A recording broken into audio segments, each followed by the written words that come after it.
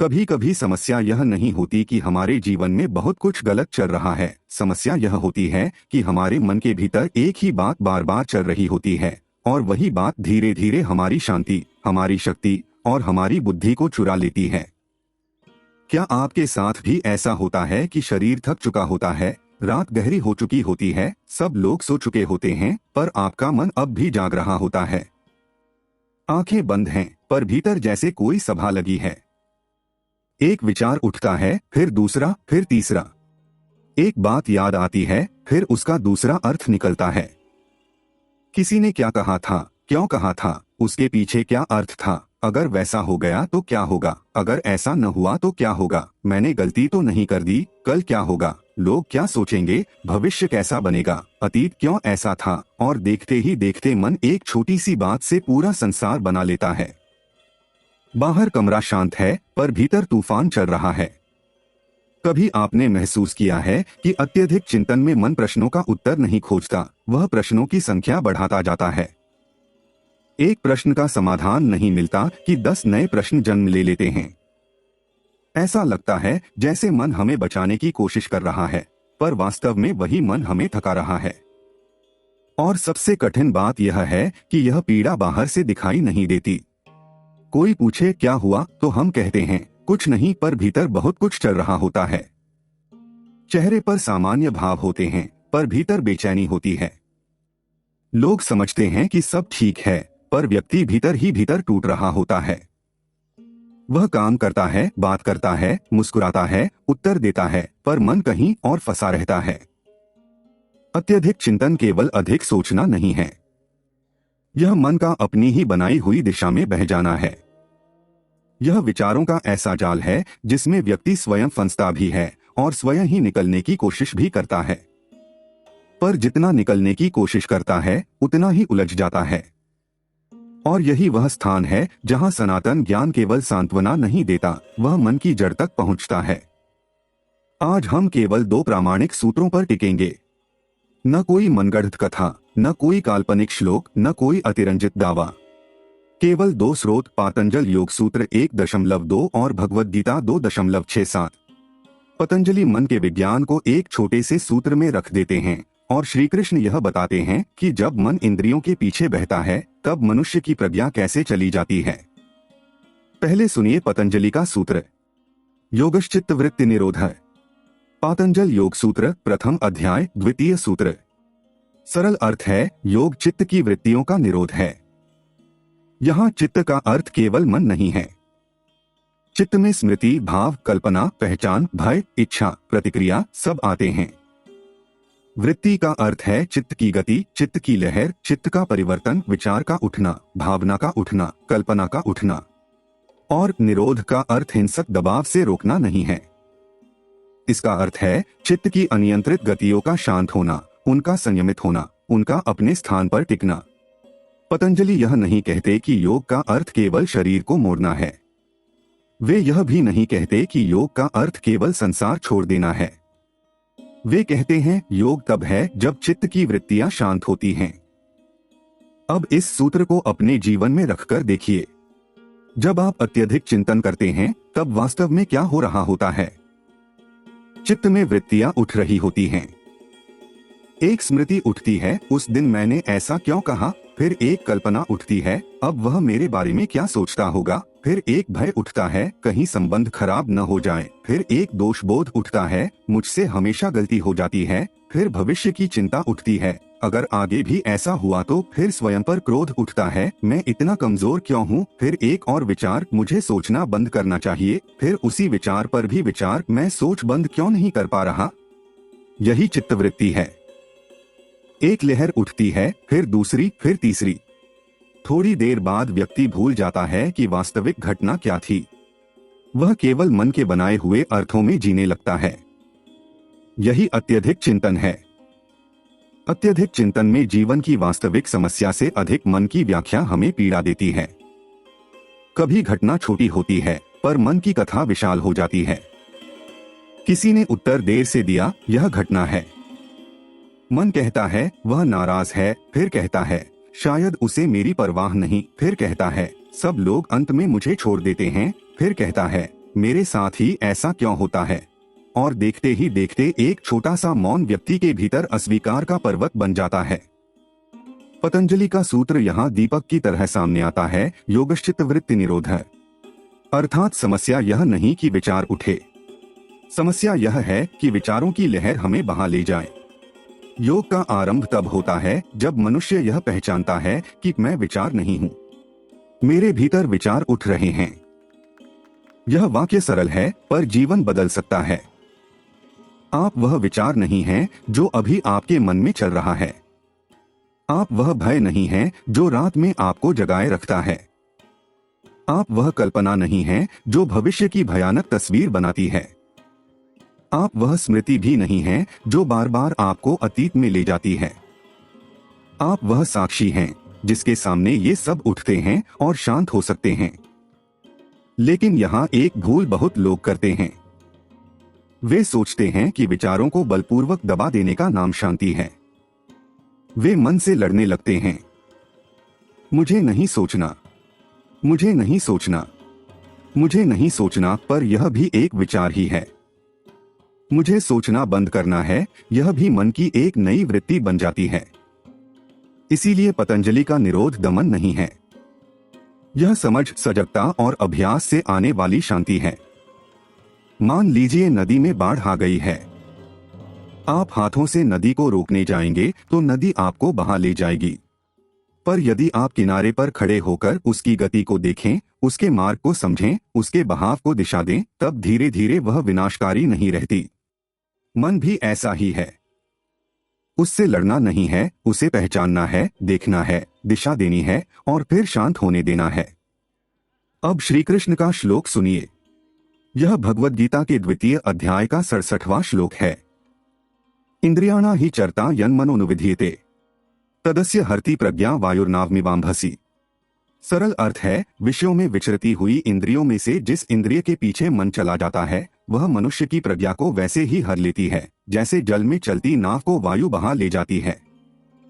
संदर्भ यह है कि श्री कृष्ण अर्जुन को स्थितप्रज्ञता, इंद्रिय निग्रह और बुद्धि की स्थिरता का ज्ञान दे रहे हैं। अर्जुन कुरुक्षेत्र में खड़े हैं। बाहर युद्ध है पर उससे भी बड़ा युद्ध भीतर है। मोह, शोक, करुणा, भ्रम, कर्तव्य, संबंध सब एक साथ उनके मन को विचलित कर रहे हैं। श्री कृष्ण केवल युद्ध करने को नहीं कहते, वे पहले बुद्धि को स्थिर करने का मार्ग बताते हैं। इस श्लोक में श्री कृष्ण एक अत्यंत सुंदर चित्र देते हैं। जल में नाव है और तेज हवा उसे बहा ले जाती है। यह नाव हमारी प्रज्ञा है, हमारी स्थिर बुद्धि है। जल संसार है, हवा इंद्रियों और मन का अनियंत्रित बहाव है। जब मन किसी विषय के पीछे बह जाता है तो बुद्धि की दिशा चली जाती है। अब इसे आज के जीवन में देखिए। आप किसी बात को सोच रहे हैं, तभी एक संदेश आता है। मन उस संदेश पर चला जाता है। फिर किसी की तस्वीर दिखती है, मन तुलना में चला जाता है। फिर कोई पुरानी याद आती है, मन पछतावे में चला जाता है। फिर भविष्य की चिंता आती है, मन डर में चला जाता है। फिर कोई अपमान याद आता है, मन क्रोध में चला जाता है। फिर कोई इच्छा उठती है, मन बेचैनी में चला जाता है। और थोड़ी देर बाद आप पूछते हैं, मैं इतना अस्थिर क्यों हूं? श्री कृष्ण का उत्तर है, क्योंकि मन अपनी दिशा स्वयं नहीं रख रहा, वह इंद्रियों के पीछे चल रहा है। अत्यधिक चिंतन का एक बड़ा कारण यही है कि मन बाहर की बातों के पीछे निरंतर दौड़ता रहता है। आंखें कुछ देखती हैं, कान कुछ सुनते हैं, स्मृति कुछ उठाती है, कल्पना कुछ बनाती है और मन हर संकेत के पीछे भागता है। मन का स्वभाव है चलना, पर जब वह हर वस्तु के पीछे चलने लगता है तब प्रज्ञा हर ली जाती है। कभी आपने देखा है कि अत्यधिक चिंतन के समय आप सामान्य निर्णय भी ठीक से नहीं ले पाते। एक छोटा सा उत्तर देना कठिन हो जाता है। किससे बात करनी है, क्या कहना है, कब रुकना है, कब आगे बढ़ना है, सब उलझ जाता है, क्योंकि प्रज्ञा पर धुंध छा जाती है। श्री कृष्ण कहते हैं, तदस्य हरति प्रज्ञा, वह उसकी प्रज्ञा हर लेता है। कितना गहरा वाक्य है। अत्यधिक चिंतन पहले आपकी नींद नहीं चुराता, पहले आपकी प्रज्ञा चुराता है। नींद तो बाद में जाती है, शांति बाद में जाती है, उत्साह बाद में जाता है। सबसे पहले आपकी देखने की क्षमता बदलती है। आप वस्तु को वैसा नहीं देखते जैसी वह है, आप उसे अपने भय, इच्छा और स्मृति की दृष्टि से देखते हैं। किसी का मौन आपको अस्वीकार लगता है, किसी की सफलता आपको अपनी हार लगती है, किसी की आलोचना आपको जीवन का निर्णय लगती है, भविष्य की अनिश्चितता आपको निश्चित विनाश लगती है और अतीत की भूल आपको अपनी स्थायी पहचान लगती है। यही प्रज्ञा का हर जाना है। अब प्रश्न उठता है, क्या अत्यधिक चिंतन का अर्थ यह है कि व्यक्ति बुद्धिहीन है? नहीं। बहुत बार अत्यधिक चिंतन करने वाले लोग संवेदनशील होते हैं, गहरे होते हैं, जागरूक होते हैं, पर उनका मन अनियंत्रित दिशा में चलता रहता है। उनकी समस्या सोचने की क्षमता नहीं है, उनकी समस्या यह है कि विचारों का स्वामी कौन है, यह भूल गया है। विचार साधन है, स्वामी नहीं। मन सेवक है, राजा नहीं। इंद्रियां मार्ग दिखाती हैं, पर निर्णय बुद्धि करती है। जब सेवक राजा बन जाता है और राजा सेवक, तब जीवन में अव्यवस्था आती है। पतंजलि कहते हैं, चित्त की वृत्तियों का निरोध। श्री कृष्ण कहते हैं, मन यदि इंद्रियों के पीछे चला गया तो प्रज्ञा हर जाएगी। दोनों मिलकर एक ही दिशा दिखाते हैं। मन को मिटाना नहीं है, मन को उसके स्थान पर रखना है। अब इस ज्ञान को भीतर उतरने दीजिए। आपके जीवन में जो अत्यधिक चिंतन है, वह आपका शत्रु नहीं है। वह संकेत है कि मन दिशा मांग रहा है। वह संकेत है कि चित्त में वृत्तियां बहुत तेज हो गई हैं।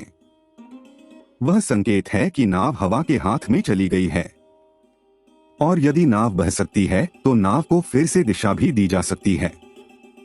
हताशा यहीं टूटती है, क्योंकि जो समझ में आ जाता है वह बदला भी जा सकता है।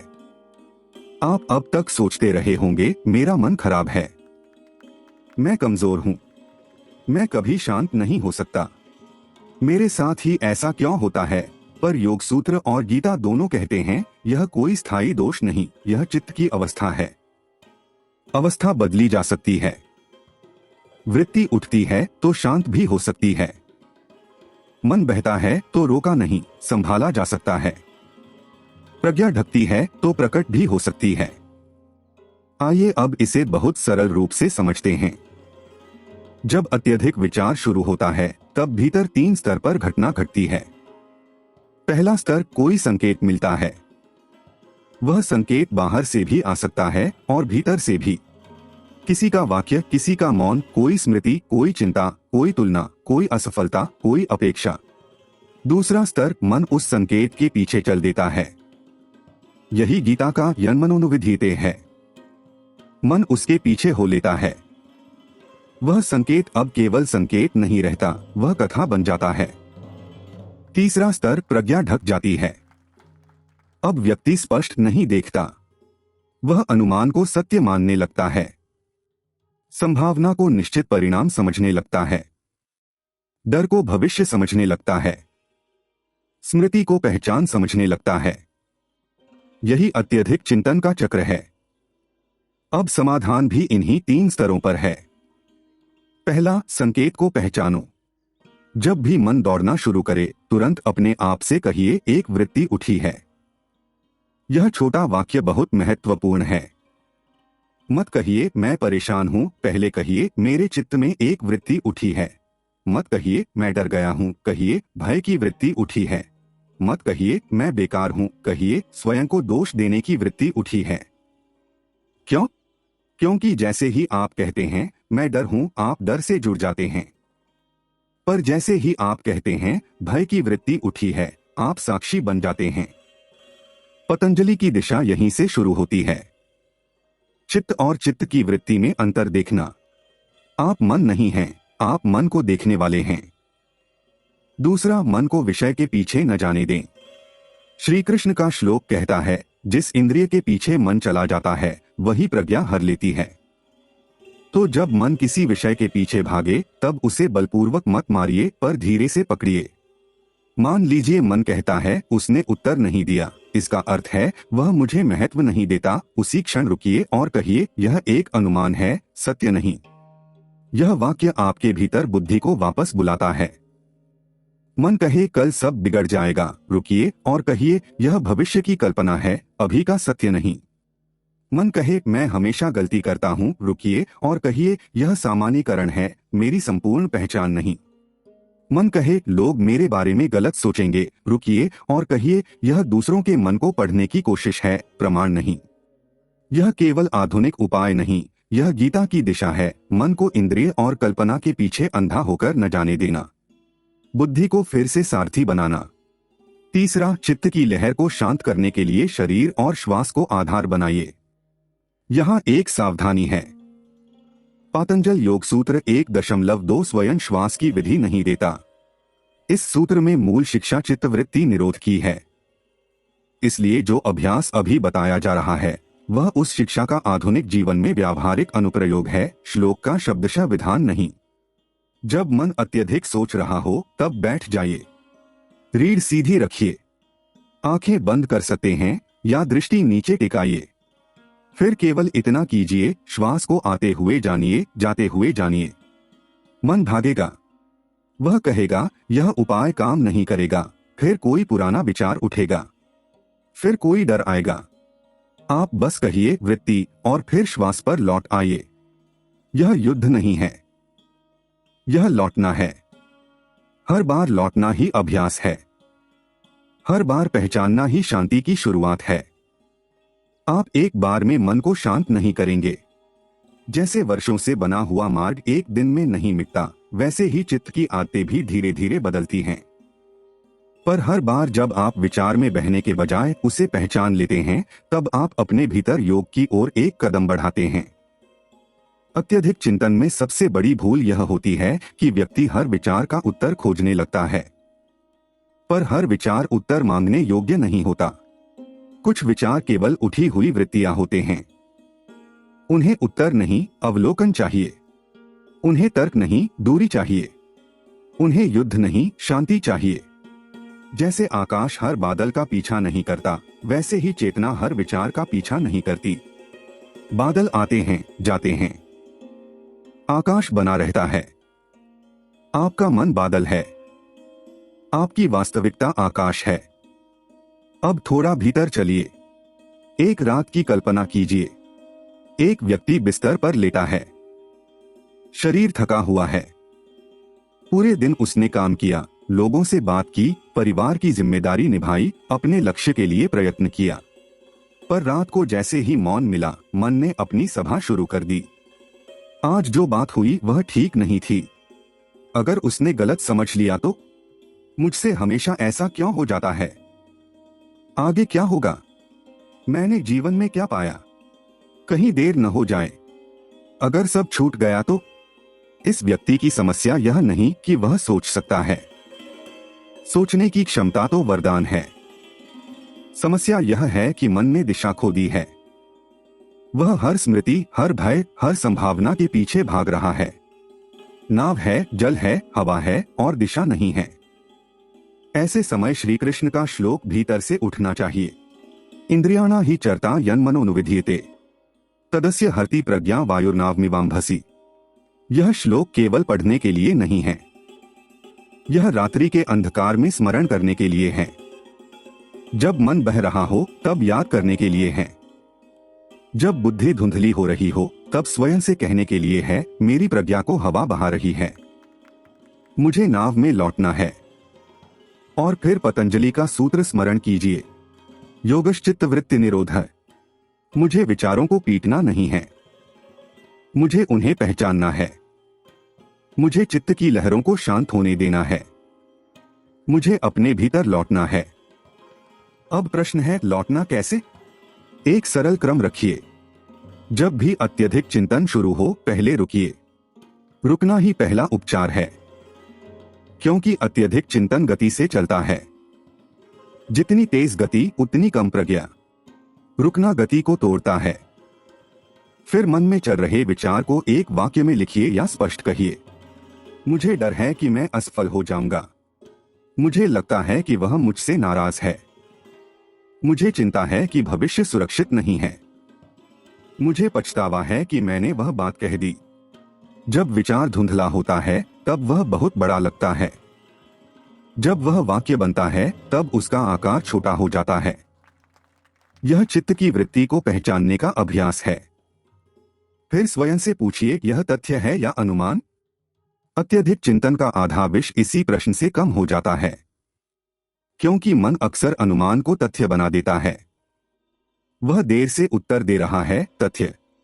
वह मुझे छोड़ देगा, अनुमान। मेरी परीक्षा कठिन है, तथ्य। मैं कभी सफल नहीं होऊंगा, अनुमान। मेरे सामने समस्या है, तथ्य। मेरा जीवन समाप्त है, अनुमान। जब तथ्य और अनुमान अलग होते हैं तब बुद्धि लौटती है। फिर पूछिए, इस क्षण मेरा कर्तव्य क्या है? यह गीता की दिशा है। मन जब बहता है तब वह अनंत संभावनाओं में खोता है। बुद्धि जब लौटती है तब वह निकटतम उचित कर्म देखती है। इस क्षण मुझे सोना है। इस क्षण मुझे एक ईमानदार संदेश लिखना है। इस क्षण मुझे कार्य की शुरुआत करनी है। इस क्षण मुझे मौन रखना है। इस क्षण मुझे भोजन करना है। इस क्षण मुझे शरीर को विश्राम देना है। इस क्षण मुझे केवल श्वास पर लौटना है। अत्यधिक चिंतन भविष्य के 100 द्वार खोलता है। बुद्धि वर्तमान का एक द्वार दिखाती है और जीवन वर्तमान के उसी एक द्वार से आगे बढ़ता है। आपने देखा होगा, जब मन बहुत उलझा होता है तब व्यक्ति बड़े बड़े निर्णय लेने लगता है। रात के 2 बजे वह जीवन का पूरा हिसाब करने लगता है। संबंधों का निर्णय, भविष्य का निर्णय, स्वयं की योग्यता का निर्णय, संसार का निर्णय, सब उसी समय। यह खतरनाक है, क्योंकि उस समय प्रज्ञा स्थिर नहीं होती। गीता का श्लोक कहता है, प्रज्ञा हर ली जाती है। तो जब प्रज्ञा अस्थिर हो तब बड़े निर्णय मत लीजिए। पहले नाव को स्थिर कीजिए। पहले हवा की दिशा पहचानिए। पहले जल में संतुलन लाइए, फिर निर्णय लीजिए। अत्यधिक चिंतन के समय लिया गया निर्णय अक्सर भय का निर्णय होता है, सत्य का नहीं। क्रोध का निर्णय होता है, विवेक का नहीं। थकान का निर्णय होता है, आत्मा का नहीं। इसलिए एक नियम रखिए, जब मन बहुत उथल पुथल में हो तब जीवन का निर्णायक निष्कर्ष मत निकालिए। उस समय केवल स्थिरता का अभ्यास कीजिए। निर्णय स्थिर मन से लीजिए। यहाँ एक और गहराई है। अत्यधिक चिंतन कई बार इसलिए भी चलता है क्योंकि हमें लगता है कि यदि हम हर संभावना पर विचार करेंगे तो हम सुरक्षित रहेंगे। मन कहता है, सोचते रहो, तभी गलती नहीं होगी, पर सच्चाई यह है कि अत्यधिक चिंतन हमें अधिक सुरक्षित नहीं बनाता, वह हमें अधिक थका हुआ, अधिक भयभीत और अधिक अनिर्णायक बना देता है। सावधानी और अत्यधिक चिंतन में अंतर है। सावधानी बुद्धि से आती है, अत्यधिक चिंतन भय से आता है। सावधानी कहती है, स्थिति देखो, उचित कदम उठाओ। अत्यधिक चिंतन कहता है, हर संभावना से डरते रहो। सावधानी समाधान बनाती है, अत्यधिक चिंतन कल्पित संकट बनाता है। सावधानी के बाद मन हल्का होता है, अत्यधिक चिंतन के बाद मन भारी होता है। इस अंतर को समझना बहुत आवश्यक है, क्योंकि कई लोग अपने अत्यधिक चिंतन को अपनी जिम्मेदारी समझ लेते हैं। वे कहते हैं, मैं बहुत सोचता हूं क्योंकि मैं गंभीर हूं, पर गंभीर होना और मन में डूब जाना एक बात नहीं है। जिम्मेदार होना और हर संभावना से भयभीत रहना एक बात नहीं है। श्री कृष्ण अर्जुन से यह नहीं कहते कि मत सोचो। गीता अंधी भावुकता नहीं सिखाती, गीता प्रज्ञा सिखाती है। पर प्रज्ञा तब आती है जब मन इंद्रियों और विषयों के पीछे बहना बंद करता है। पतंजलि भी यह नहीं कहते कि मन को समाप्त कर दो। वे कहते हैं, चित्त की वृत्तियों का निरोध, मन की अनियंत्रित लहरें शांत हों, तब दृष्टा अपने स्वरूप में स्थित होता है। यह अगले सूत्र की दिशा है, पर आज हम केवल 1.2 पर टिकते हैं। इस सूत्र से ही इतना स्पष्ट है कि योग का द्वार मन की गति को पहचानने और शांत करने से खुलता है। अब आप अपने जीवन में देखें, सुबह उठते ही क्या होता है? आंख खुली नहीं कि मन शुरू, आज इतना काम है, फिर कल जो नहीं हुआ, आज कैसे होगा, फिर मैं पीछे रह गया हूँ, फिर दूसरे लोग आगे निकल रहे हैं, फिर मुझसे नहीं होगा, और दिन शुरू होने से पहले ही व्यक्ति हार की भावना में चला जाता है। दिन में काम करते समय क्या होता है? एक कार्य हाथ में है पर मन 10 जगह। एक भाग काम में, एक भाग भविष्य में, एक भाग तुलना में, एक भाग पछतावे में, एक भाग कल्पना में। परिणाम, काम भी ठीक से नहीं होता, विश्राम भी नहीं मिलता। संबंधों में क्या होता है? किसी ने थोड़ी कठोर बात कह दी, बात समाप्त हो गई, पर मन में उसका पुनः प्रसारण चलता रहता है। उसने ऐसा क्यों कहा? क्या वह सच में ऐसा सोचता है? मैंने उत्तर क्यों नहीं दिया? अगली बार क्या कहूंगा? एक वाक्य मन में 100 बार दोहराया जाता है और हर बार घाव नया हो जाता है। रात में क्या होता है? शरीर विश्राम चाहता है पर मन समीक्षा चाहता है। वह पूरे दिन के दृश्य उठाता है, फिर पुराने वर्षों की बातें भी जोड़ देता है, फिर भविष्य की आशंका भी। और व्यक्ति सोचता है, मैं शांत क्यों नहीं हूं? क्योंकि चित्त में वृत्तियां लगातार उठ रही हैं और मन उनके पीछे जा रहा है। अब एक बात बहुत करुणा से समझिए, आप अकेले नहीं हैं। अत्यधिक चिंतन करने वाला व्यक्ति अक्सर स्वयं को अकेला समझता है। उसे लगता है कि बाकी सब लोग सहज हैं, केवल वही उलझा हुआ है। पर हर युग में मनुष्य का मन संघर्ष करता आया है। अर्जुन जैसा वीर भी कुरुक्षेत्र में विचलित हुए। इसका अर्थ यह नहीं कि वे कमजोर थे। इसका अर्थ है कि मनुष्य होने का अर्थ ही है कि कभी कभी भीतर गहन संघर्ष उठेगा। पर अर्जुन की महानता यह नहीं कि उनके मन में भ्रम नहीं आया। उनकी महानता यह है कि उन्होंने उस भ्रम में ही सत्य की ओर मुख किया। उन्होंने अपनी स्थिति स्वीकार की। उन्होंने श्री कृष्ण से मार्ग मांगा और गीता का प्रकाश वहीं से फूटा।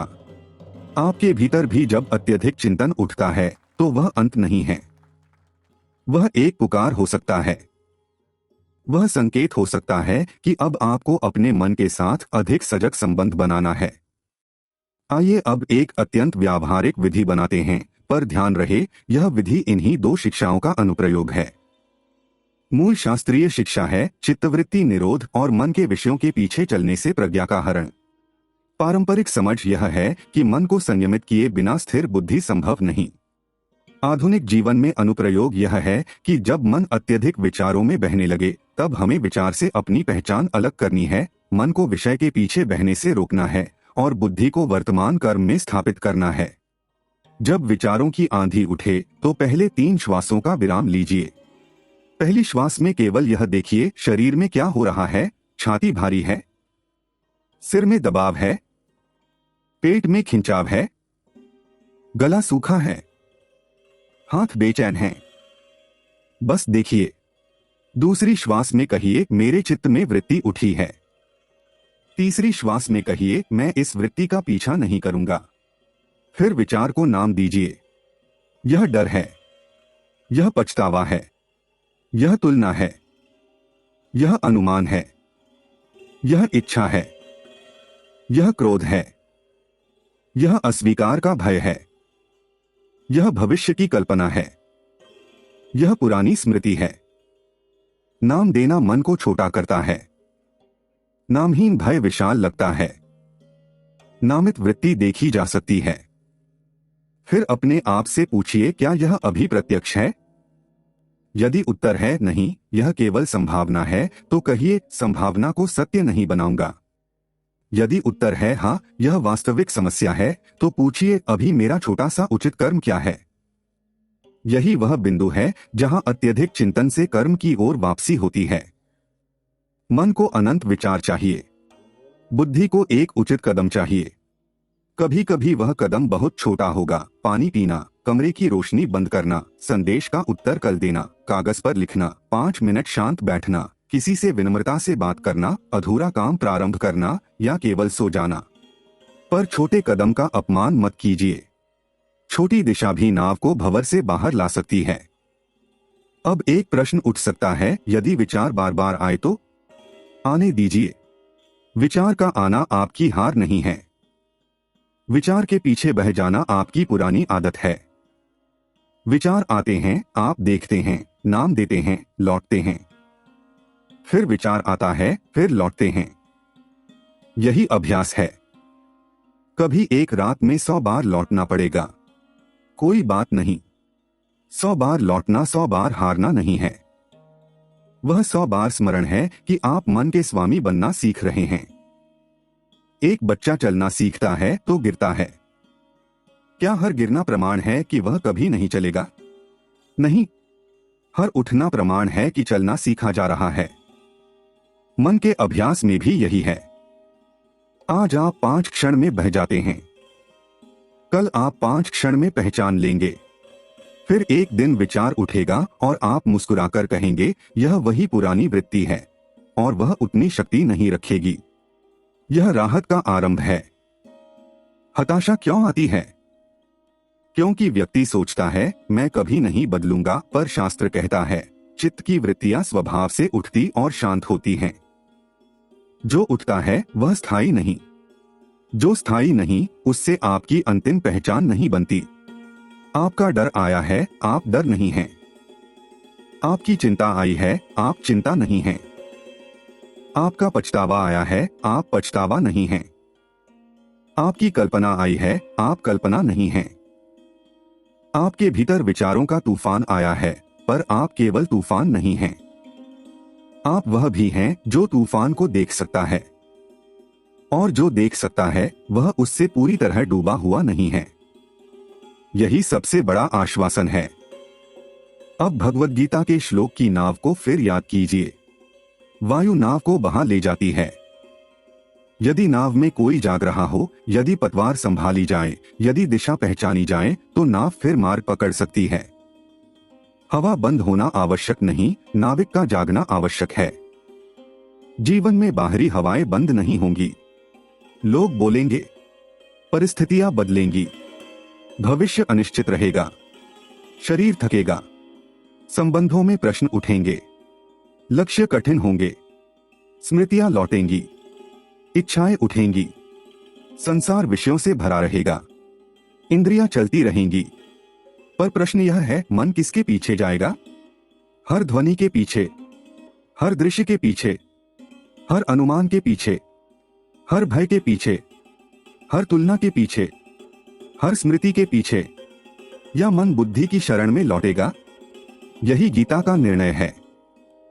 अत्यधिक चिंतन से बाहर आने का अर्थ संसार को शांत कर देना नहीं है। संसार शांत नहीं होगा। अर्थ है भीतर का नाविक जाग जाए। अब हम उस व्यक्ति से बात करें जो सच में थक चुका है। आपने बहुत सोचा है, बहुत बार एक ही बात को घुमाया है, अपने ही मन में बहस की है, ऐसे उत्तर बनाए हैं जो कभी बोले ही नहीं गए, ऐसे डर जिए हैं जो कभी घटे ही नहीं, ऐसे अपराध बोध उठाए हैं जिनका भार वास्तविकता से बड़ा था। आपने दूसरों की आंखों में अपने लिए निर्णय पढ़ने की कोशिश की है। आपने भविष्य की अदालत में अपने ही विरुद्ध निर्णय सुनाए हैं। आपने अतीत के एक क्षण को वर्तमान की पूरी पहचान बना लिया है, और अब आप थक गए हैं। तो आज यह सुनिए, आपको हर विचार का उत्तर नहीं देना है, आपको हर भय के साथ चलना नहीं है, आपको हर स्मृति में लौटना नहीं है, आपको हर संभावना को जीना नहीं है, आपको हर अनुमान पर विश्वास नहीं करना है, आपको हर भाव को अंतिम सत्य नहीं मानना है। आपको केवल इतना सीखना है, यह चित्त की वृत्ति है और मैं इसमें बहने के बजाय इसे देख सकता हूं। यह पल छोटा लगता है, पर इसी में मुक्ति की दिशा छिपी है। जब आप कहते हैं मैं यह विचार नहीं हूं, उसी क्षण विचार की पकड़ थोड़ी ढीली होती है। जब आप कहते हैं मन विषय के पीछे जा रहा है, उसी क्षण बुद्धि लौटती है। जब आप कहते हैं मेरा अगला उचित कदम क्या है, उसी क्षण जीवन फिर चलने लगता है। यही राहत है। राहत का अर्थ यह नहीं कि समस्या तुरंत गायब हो जाएगी। राहत का अर्थ है अब आप समस्या के भीतर अकेले, अंधे और असहाय नहीं हैं। आपके पास देखने की दृष्टि है, आपके पास सूत्र है, आपके पास दिशा है। अब एक और गहरी बात, अत्यधिक चिंतन अक्सर नियंत्रण की इच्छा से जन्मता है। हम चाहते हैं कि सब निश्चित हो जाए। लोग क्या सोचेंगे, भविष्य कैसा होगा, संबंध कैसे चलेंगे, सफलता कब मिलेगी, गलती का परिणाम क्या होगा, सब पहले से स्पष्ट हो जाए। पर जीवन पूर्ण रूप से नियंत्रित नहीं होता। इस सत्य को स्वीकार करना कमजोरी नहीं, परिपक्वता है। जब मन अनिश्चितता को स्वीकार नहीं कर पाता, तब वह विचारों का जाल बनाता है। वह सोचता है यदि मैं बहुत सोचूंगा तो अनिश्चितता समाप्त हो जाएगी, पर अनिश्चितता सोचने से समाप्त नहीं होती। वह केवल बुद्धि, साहस और वर्तमान कर्म से संभाली जाती है। गीता का श्लोक हमें यही कहता है, यदि मन विषयों के पीछे बहता रहेगा तो प्रज्ञा चली जाएगी, और प्रज्ञा के बिना नियंत्रण की कोशिश भी भ्रम बन जाती है। इसलिए आज एक नया संकल्प लीजिए, मैं हर बात को नियंत्रित करने के लिए नहीं, अपने मन को सजग रखने के लिए जीऊंगा। मैं हर व्यक्ति के मन को पढ़ने की कोशिश नहीं करूंगा। मैं अपने आचरण को स्पष्ट रखूंगा। मैं भविष्य के हर परिणाम को पहले से जानने की कोशिश नहीं करूंगा। मैं आज का उचित कर्म करूंगा। मैं अतीत को मिटाने की कोशिश नहीं करूंगा। मैं उससे सीखकर वर्तमान में लौटूंगा। मैं विचारों को शत्रु नहीं मानूंगा। मैं उन्हें वृत्ति समझूंगा। मैं मन को दंड नहीं दूंगा। मैं उसे दिशा दूंगा। यह दृष्टि व्यक्ति को भीतर से हल्का करती है। अब हम एक एक परिस्थिति पर इसे लागू करें। यदि आप किसी संबंध को लेकर अत्यधिक सोचते हैं, तो पहले यह पहचानिए क्या यह प्रत्यक्ष संवाद पर आधारित है या अनुमान पर। यदि कोई बात स्पष्ट करनी है तो शांत मन से उचित समय पर विनम्र शब्दों में कहिए। पर मन में काल्पनिक संवाद बनाकर स्वयं को मत जलाइए। मन जब दूसरे व्यक्ति के मन को पढ़ने लगे, तब याद रखिए यह मन विषय के पीछे जा रहा है। इसे बुद्धि में लौटाना है। यदि आप भविष्य को लेकर चिंतित हैं, तो पूछिए कौन सा छोटा कार्य आज भविष्य को थोड़ा बेहतर बना सकता है। अत्यधिक चिंतन भविष्य की धुंध में घुमाता है। कर्म धुंध में दीपक जलाता है। आप भविष्य को पूरा नियंत्रित नहीं कर सकते, पर आज की दिशा चुन सकते हैं। यदि आप अतीत की गलती में फंसे हैं, तो पूछिए क्या यह स्मृति मुझे सुधार रही है या केवल दंड दे रही है। यदि सुधार रही है तो सीख लीजिए। यदि केवल दंड दे रही है तो उसे वृत्ति मानकर छोड़ने का अभ्यास कीजिए। हर बार गलती को याद करना प्रायश्चित नहीं होता। कभी कभी वह अहंकार का उल्टा रूप होता है। मन स्वयं को केंद्र में रखकर पीड़ा को दोहराता है। सच्चा सुधार शांत कर्म से आता है। यदि आप तुलना में फंसे हैं, तो पहचानिए इंद्रिय ने किसी की छवि देखी, मन उसके पीछे चला और प्रज्ञा ने स्वयं को छोटा मान लिया। यही गीता का श्लोक है। आंखों ने देखा, मन पीछे गया, बुद्धि डगमगाई। अब लौटिए। किसी और का जीवन उसका मार्ग है। आपका वर्तमान कर्म आपका मार्ग है। यदि आप नींद में अत्यधिक सोचते हैं, तो रात को निर्णयों का समय मत बनाइए। रात को मन कमजोर होता है। थका हुआ मन सत्य को विकृत देख सकता है। उस समय केवल श्वास, शरीर और विश्राम। किसी कठिन विचार के लिए कहिए, मैं तुम्हें कल स्थिर मन से देखूंगा। यह भागना नहीं है, यह प्रज्ञा की रक्षा है। यदि आप अपने बारे में नकारात्मक विचारों में फंसते हैं, तो हर वाक्य को जांचिए। मैं कभी कुछ नहीं कर पाऊंगा, क्या यह तथ्य है? नहीं, यह भय की वृत्ति है। सब मुझे नापसंद करते हैं, क्या यह तथ्य है? नहीं, यह असुरक्षा की वृत्ति है। मेरे जीवन में कोई आशा नहीं, क्या यह तथ्य है? नहीं, यह थके हुए मन की अंधेरी भाषा है। थका हुआ मन अंतिम सत्य बोलने का अधिकारी नहीं है। स्थिर बुद्धि बोलने की अधिकारी है। इसीलिए पहले स्थिरता, फिर निर्णय। अब यह भी समझिए कि मन को शांति देना पलायन नहीं है। बहुत लोग कहते हैं, यदि मैं सोचना बंद कर दूंगा तो मैं लापरवाह हो जाऊंगा। नहीं, योग सूत्र का चित्तवृत्ति निरोध लापरवाही नहीं सिखाता। यह सजगता की चरम अवस्था है। गीता का मन संयम पलायन नहीं सिखाता। यह बुद्धि की रक्षा करता है। लापरवाही है समस्या को देखना ही नहीं। अत्यधिक चिंतन है समस्या से बड़ा भय बना लेना। प्रज्ञा है समस्या को स्पष्ट देखना और उचित कर्म करना। आपको लापरवाह नहीं बनना है। आपको भय के दास से प्रज्ञा के साधक बनना है। यहाँ साधक शब्द बहुत महत्वपूर्ण है। साधक वह नहीं जो एक दिन में सिद्ध हो गया। साधक वह है जो बार बार लौटता है। आज मन भटका फिर लौटा, कल फिर भटका फिर लौटा। एक दिन भटकाव कम हो गया, फिर एक दिन भीतर थोड़ी स्थिरता आ गई, फिर एक दिन वही परिस्थिति आई पर प्रतिक्रिया अलग थी। यही साधना है। आपका अत्यधिक चिंतन वर्षों से बना हो सकता है। उसे एक क्षण में समाप्त करने की अपेक्षा मत रखिए। अपेक्षा भी एक नई चिंता बन जाती है। धीरे चलिए पर सचेत चलिए। आज केवल इतना कीजिए, जब मन अत्यधिक सोचने लगे उसे पहचानिए। कल इतना जोड़िए, विचार को तथ्य और अनुमान में बांटिए। फिर इतना जोड़िए, एक छोटा उचित कर्म चुनिए। फिर इतना जोड़िए, रात में निर्णय न लें। फिर इतना जोड़िए, श्वास पर लौटने का अभ्यास करें। धीरे धीरे मन सीखेगा कि हर विचार के पीछे भागना आवश्यक नहीं, हर ध्वनि पर मुड़ना आवश्यक नहीं, हर भावना को आदेश मानना आवश्यक नहीं, हर भय को भविष्य मानना आवश्यक नहीं। यही चित्त की वृत्ति का शमन है। अब थोड़ी देर के लिए अपने मन को एक सरोवर की तरह देखिए। जब हवा तेज चलती है तो जल में तरंगे उठती हैं।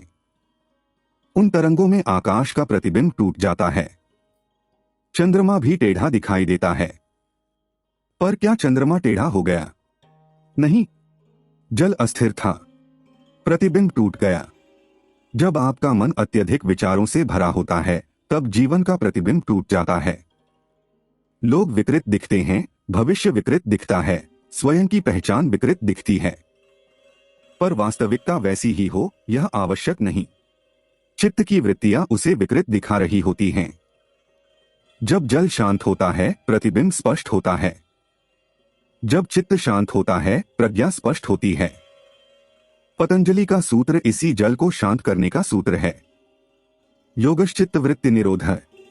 अब इस सूत्र को केवल दर्शन मत समझिए, इसे अपने जीवन का वाक्य बनाइए। जब मन दौड़े कहिए, योग चित्त की वृत्तियों का निरोध है, मेरा अभ्यास लौटना है। और जब मन किसी विषय के पीछे भागे, श्री कृष्ण का श्लोक स्मरण कीजिए। इंद्रियाणा ही चरता यन्मनोनुविधीयते तदस्य हरति प्रज्ञा वायुर्नावमिवाम्भसि। कहिए, मेरी नाव हवा में नहीं जाएगी, मैं पतवार संभालूंगा। अब हताशा से राहत का सबसे बड़ा बिंदु यह है, आपका मन आपका भाग्य नहीं है। मन की वर्तमान अवस्था आपके भविष्य का अंतिम निर्णय नहीं है। आज मन अस्थिर है पर वह शांत होना सीख सकता है। आज विचार तेज हैं पर वे धीमे हो सकते हैं। आज प्रज्ञा ढकी है पर वह फिर प्रकट हो सकती है। जिसने अत्यधिक चिंतन को पहचाना उसने उससे दूरी बनाने की पहली क्षमता पाली। जो पूरी तरह डूबा होता है वह नहीं कहता मैं डूब रहा हूं, जो कह सकता है मैं डूब रहा हूं उसमें किनारे की संभावना जाग चुकी है। यदि आप यह वीडियो सुन रहे हैं और मन में कह रहे हैं हाँ यही मेरे साथ होता है, तो समझिए आपके भीतर देखने वाला जाग रहा है। वही जागरण आशा है। अब एक गहरी अभ्यास योजना अपने जीवन में उतारिए। सुबह उठते ही 5 क्षण मौन। कोई निर्णय नहीं, कोई तुलना नहीं, कोई भविष्य यात्रा नहीं। केवल यह स्मरण, आज मेरा कार्य मन के हर विचार के पीछे भागना नहीं, प्रज्ञा में लौटना है। दिन में जब भी मन उलझे 3 प्रश्न। कौन सी वृत्ति उठी है? मन किस विषय के पीछे जा रहा है? अभी मेरा उचित कर्म क्या है? रात को सोने से पहले 3 वाक्य। जो आज हुआ वह बीत गया, जो कल होगा उसे स्थिर बुद्धि से देखूंगा। इस क्षण मैं श्वास में लौटता हूं। यह कोई चमत्कार नहीं है, यह साधना है। पर चमत्कार भी साधना के भीतर ही जन्म लेते हैं, क्योंकि एक दिन आप देखेंगे वही परिस्थिति है, वही संसार है, वही लोग हैं, वही चुनौतियां हैं, पर भीतर प्रतिक्रिया बदल गई है। पहले जहां मन 100 विचारों में भागता था, अब आप एक क्षण रुकते हैं।